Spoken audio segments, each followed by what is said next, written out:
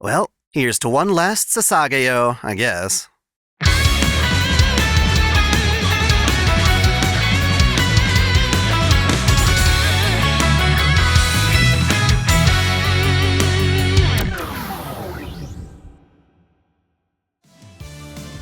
Hello and welcome back to OtakuDaiKun. Dai here. So after over a decade, after 4 interrupted attempts at a final season, Attack on Titan's anime has concluded. The finale was, well, it was polarizing to say the least. People have known the ending since the manga wrapped up, but now we've got a whole new batch of fans, either loving or hating it with passion. For many, this series failed to land on its feet, making fans look back on the journey thus far with ambivalence, which is crazy considering how much of a cultural impact Attack on Titan has been. I myself am on the fence here, mostly underwhelmed by a show that used to have my nuts in a vice grip. If you don't mind, I'd like to take this chance to ruminate on the anime's ending, to see if I can wrap my brain around what it was trying to do and how I feel about it. Before we get started, I'd like to tell you about my partnership with Entertainment Earth, a retailer whose anime figure catalog is massive. Use my affiliate link on screen or in the description below to receive 10% off all in-stock items, as well as free shipping in the US for all orders $79 and up. Fitting for today's video, I'll share this statue of Levi, as well as this Survey Corps Mikasa Nendoroid. While my promo applies to the entire store, you can find links to these figures in the description below. Also, don't forget that I now have my very own Dakimakura. I've partnered with Cuddly Octopus to bring you this lovely Dai-chan pillowcase. Consider picking one up via a link in the description. Now, the way I see it, Attack on Titan was in its prime towards the beginning, when it was all about Eren seeking revenge on the Titans for destroying his home and murdering his family. The Titans served as an extremely creepy and innovative threat, and the whole concept of fighting them using ODM gear was supremely epic. It's no wonder the show took off the way it did. However, it became quite a different beast by the end. Rather than horrifying monsters, the Titans were treated as bona fide flesh mecha that would battle each other during a grand political dispute. Originally, fans were compelled by the dramatic question of what on earth was in Eren's basement. It was shocking to learn that everything we'd known thus far was taking place on a small island, while an entire civilization thrived just across the ocean. As soon as the final season kicked off, however, its handling of the plot going forward was clumsy at best. I didn't appreciate the sudden time skip, introducing us to Marley and its people without context, only to play catch-up with us later. Eren, our hero, became an absolute villain, with his goal and motivation kept a secret right up till the climax. Because of this, the show hinged its value on what exactly its conclusion would entail, which is why many fans are now looking back on the entire journey with disappointment. That's not to say it hasn't been an exciting action thriller with phenomenal animation. It just means that much of its drama and tension was held hostage, teased to us as an incentive that something truly amazing was on the way. The final season's conflict is basically the war between Marley and Eldia. The Eldians, or subjects of Ymir, are the descendants of Titan users who used this power to utterly dominate over the kingdom of Marley 2,000 years ago. After various battles, however, Marley gained an advantage, recruiting Eldian Titan users to their side, albeit through coercion and oppression. This pressured the Eldian king to flee to Paradise Island and build his kingdom between massive walls created from colossal titans. He even used the founding Titan's power to erase his people's memories so they could live in ignorance of the outside world. Presumably, they could have kept this isolation, except the Marleyans, despite dominating most of the planet, still feared the Titans and hoped to claim the founder. As a result, the colossal, female, and armored Titans broke down the outer wall, kicking off the main story. Even more blunt, the Eldians, who were once a prospering nation with Titan abilities, are now being persecuted by Marley to the point of extinction. Despite fighting the Titans for 3 whole seasons, Eren discovered that his true enemies were the humans plotting against his friends from across the ocean. Thus, the final season is all about Eren enacting his grand plan to ensure safety and prosperity for his buddies. At first, we thought he was on the same side as his brother, Zeke, who sought to render all Eldians infertile. That way, the Titans would die out in a single generation. However, Eren was only using Zeke for his own means. Refusing to let the Eldians suffer or give up their future, Eren instead chose to command the Rumbling, which is basically a massive stampede of colossal titans that sweep across the globe and obliterate what winds up being 80% of the world's population, mostly Marleyans. Eren reveals that there were two reasons for this. One, by driving his friends away and becoming a villain, he could have them defeat him in front of the whole world. He hoped this would render Mikasa, Armin, and all of his friends heroes. Instead of trying to hunt them down, the Marleyans would worship them as saviors. As for wiping out 80% of all life, this was to ensure that the remaining 20% couldn't possibly fight back. If you've seen Code Geass, this is awfully similar to the Zero Requiem, in which Lelouch tried to bring about world peace by uniting everyone in hatred of his tyranny. Then, the masked Zero would come in and slay him, becoming an international hero. Problem is, this strategy sucks, and Eren was an idiot for even trying it. For one, neither Eren's plan nor Lelouch's Zero Requiem actually worked. Both of these anime go on to prove that it was naive. In Code Geass's case, even though it helped establish an international alliance, people still needed to resurrect Lelouch to deal with further conflict. Turns out one of the nations relied on the war for its economy, and to survive, its people resorted to terrorism to rekindle the flames of battle. That means the Zero Requiem couldn't even keep peace for a single generation.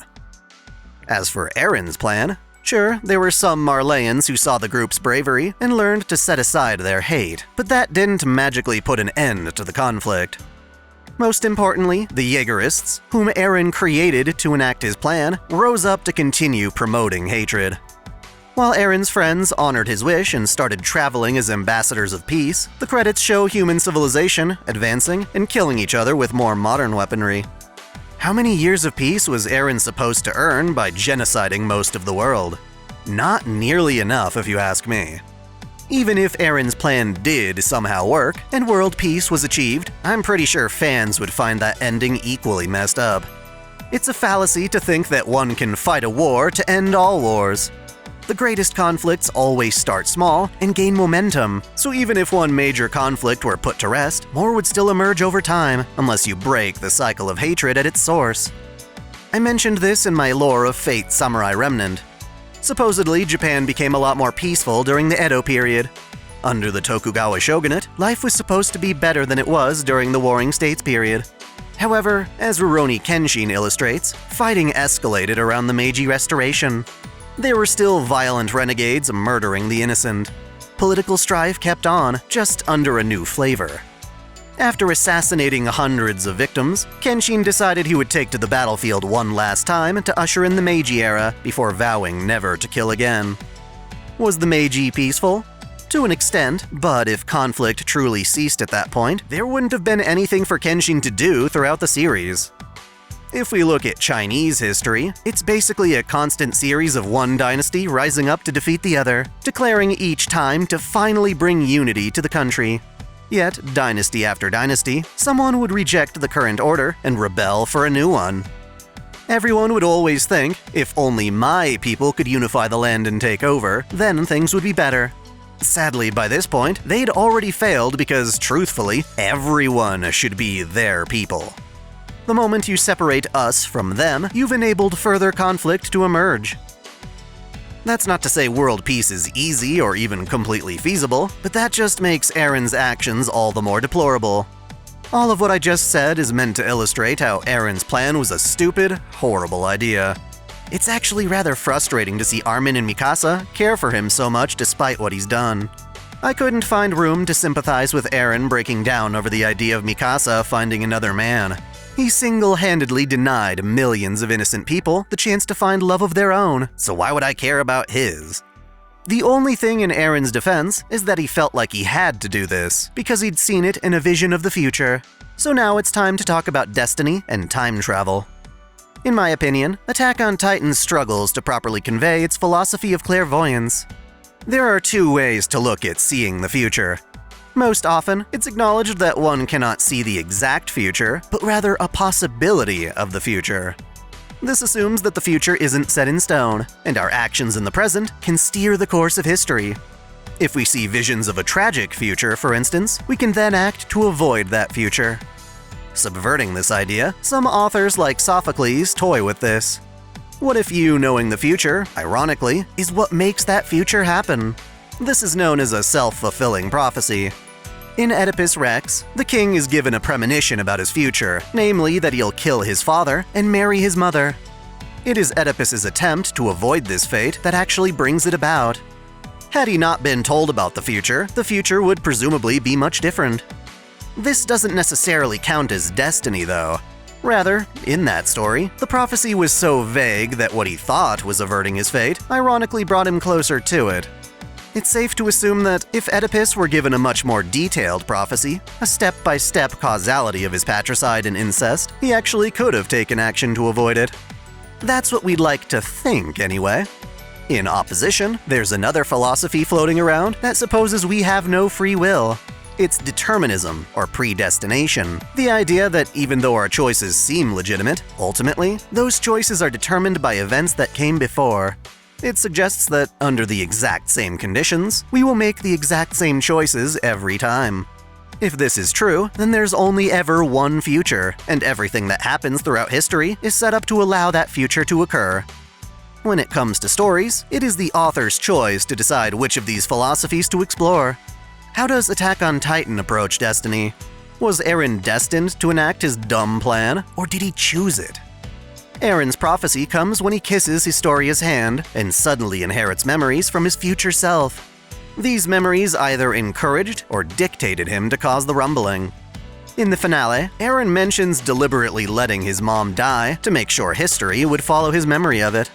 He also tells Armin through the paths that he wasn't entirely sure if they would be able to defeat him. He projects for Mikasa a vision of what their life could have been had they instead ran away together. These seem to imply that Eren could have acted in opposition of his memories. He could have stayed with Mikasa, he could have saved his mom, and he didn't have to wipe out most of the planet. That would mean Eren considered those possibilities and still preferred to follow his premonition.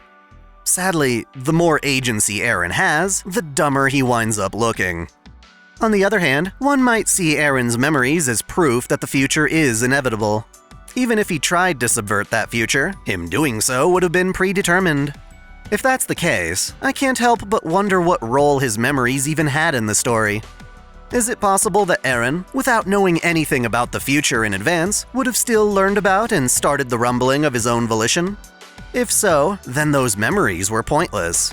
It would be like building a time machine, then using it to go back in time and tell yourself to make that time machine.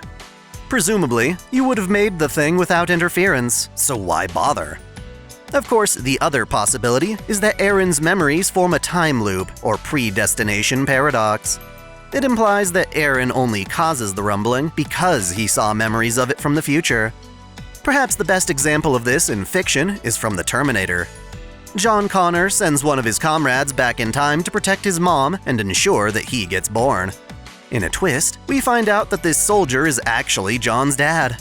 If John hadn't sent his dad back in time, he never would have been born. There is no original timeline where John is born before time travel interferes. That time travel becomes an essential part of the timeline and is just as predetermined as anything else. Similarly, it becomes impossible to tell where Eren even got the idea to use the rumbling. His future self never would have caused the rumbling without seeing memories of it, yet he never would have received those memories unless it actually happened. What came first, the chicken or the egg? We'll never know. The problem with predestination is that it robs Eren of all accountability. You can't blame him for acting toward his memories because he literally had no choice. It's in his nature to start the rumbling. Perhaps this is what it means when he says that he's a slave to freedom. However, I'm sure that phrase can also be used to defend that these were his choices. He may not have wanted to cause the rumbling, but he did so truly believing it was the best way to attain freedom. In either case, he's an idiot. Another question I have regarding this ending is what it even means. Was there a lesson? Was there even a point? Not only does war continue to wage on Earth, but we even see some kid in the distant future finding the tree where Mikasa buried Eren's head. This tree is grown to resemble the exact same one where Ymir first got her Titan powers. It suggests that this kid might wind up gaining Titan powers of his own, meaning that Eren's big plan couldn't even rid the world of Titans. One of the coolest things in this anime is that freaky-ass centipede. It's extremely mysterious, described as the source of all living matter. Ymir found it in a tree long ago, and it shows up again to support Eren during the rumbling. Why? It's never officially stated. I suspect it only acts in accordance with Ymir's will. So long as she wants the Titans to exist, they will. Eren mentions that, despite being mistreated and abused by King Fritz, she still loved him. He used her powers to wage war on the world, and despite his tyranny, she sacrificed herself to save him from assassination. Eren suggests that Ymir has been trying to break free of this love ever since, and after thousands of years, it is Mikasa who can help her. How? It's never officially stated. Again, I suspect it has to do with the fact that Mikasa, despite loving Eren, found the strength of will to kill him for the greater good. Perhaps this is something Ymir always wanted to do but couldn't. She might feel vicariously vindicated through Mikasa's determination. Although, Mikasa straight up tells Ymir that she can't fix Ymir's obsession with Fritz. Was this just Mikasa being humble? Was Ymir finally satisfied or not? It appears that, as soon as Mikasa kills Eren, the centipede goes away and everyone loses their Titan powers. However, if that's the case, then why would Eren's tree grow just like the one the centipede was in from the start? Is the damn thing dead or not? For as much as I like the mystery, it would have helped to have more info on what exactly this centipede's motive is. Regardless, the anime seems to suggest one of three things. First, it might be trying to explore how war is inevitable. No matter how hard we try, even if we establish peace for a moment, it'll crumble away in due time. Second, it could be trying to say that there is a route to peace, but we just suck at it. Perhaps someday we can break the cycle of hate, but it is not this day.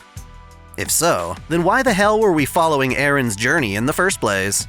Normally we expect our stories to be meaningful, following characters who are pivotal in bringing about change.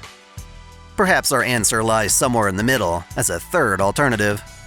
I suspect the anime is trying to convey that, while war is unavoidable, that shouldn't stop us from trying to bring about peace.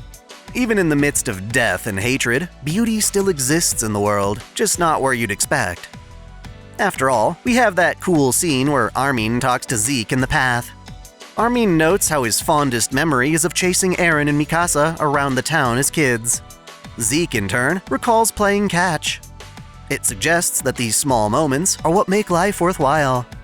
Perhaps between all the explosions shown in the ending credits, there are countless people enjoying life's hidden treasures. Again though, if that's truly the case, then Eren is still a total douche for trying to genocide the rest of the world.